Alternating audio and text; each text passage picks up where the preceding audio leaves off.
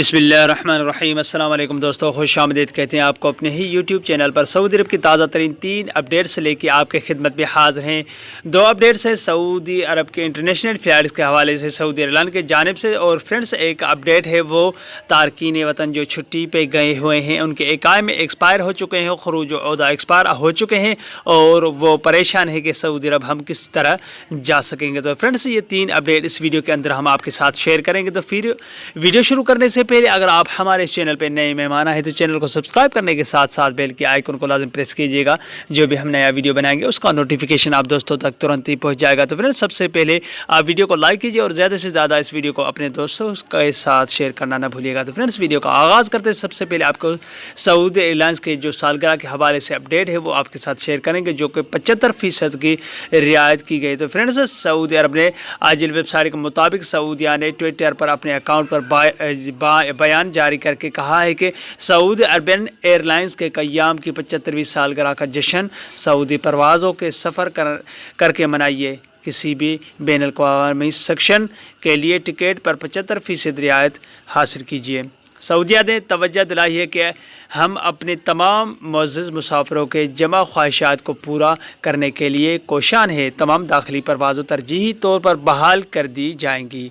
सऊदिया का कहना है कि पहले से मुतय्यन हवाई अड्डों के सिवा नई हवाई अड्डों के लिए परवाज़ें भेजने का फ़ैसला करने पर बरवक्त ऐलान किया जाएगा। मुसाफिर हजरात से उम्मीद करते हैं कि वो वेबसाइट पर जाकर लिंक के ज़रिए परवाज़ों की तफसीलात दरियाफ़्त कर सकते हैं। तो फ्रेंड्स अगर आप इस वेबसाइट के ज़रिए सऊदी एयरलाइंस की जानिब तफसीलात हासिल कर सकते हैं उससे www.saudiairlines.com के ज़रिए। तो फ्रेंड्स दूसरी अपडेट जो सऊदी एयरलाइंस की है वो इजाफ़ी सामान के ले जाने के तरीक़ेकार। तो फ्रेंड्स सऊदी एयरलाइंस सऊदिया ने मुसाफिरों के लिए इजाफ़ी बैग ले जाने के तरीक़ेकार के हवाले से वज़ाहत की है। तो फ्रेंड्स आम तौर पर सऊदिया की परवाज़ों से सफ़र करने वाले को 2 बैग हमरा ले जाने की इजाज़त होती है। आजिल वेबसाइट के मुताबिक एक मुसाफिर ने सऊदिया से दरियाफ़्त किया था कि रिजर्वेशन के हवाले से 2 बैग ले जाने का हक़ है। क्या अपने हमरा तीसरा बैग भी ले जाया जा सकता है?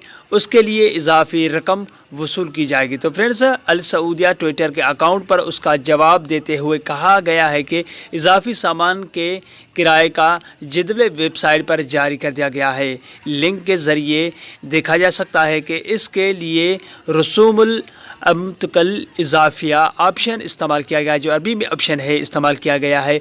अल सऊदिया ने कहा है कि इजाफी बैग के साथ ले जाने के लिए वेबसाइट विज़िट करके इदारा हल जवाज़ात का इंतखाब करें, फिर इजाफ़ा अल अमता का इंतखाब करें। कार्रवाई मुकम्मल किए जाने के बाद आप इजाफ़ी सामान ले जा सकेंगे। तो फ्रेंड्स इसके तरीक़ेकार के हिसाब से आप सऊदी वेबसाइट के ज़रिए आप ज़्यादा सामान भी ले जा सकते हैं और उसके लिए आपको लाजम है कि ज़्यादा पैसे देने पड़ेंगे। तो फ्रेंड्स अगर आप स्क्रीन के सामने में आपके साथ ये एक जो उर्दू न्यूज़ की अपडेट है आपके साथ शेयर करूंगा कि ख्याल रहे कि ज़्यादातर मुसाफिरों को 30 सितंबर को इकामे की मियाद ख़त्म होने की वजह से रश बढ़ चुका था और मुसाफिरों की जानिब से टिकट्स ब्लैक मार्केट में फ़रोख्त होने के भी शिकायत सामने आए थे। पाकिस्तान में दफ्तर ख़ारजा ने सऊदी हुकूमत से पाकिस्तानी इकामा होल्डर्स के इकामे की मियाद में तोसी की भी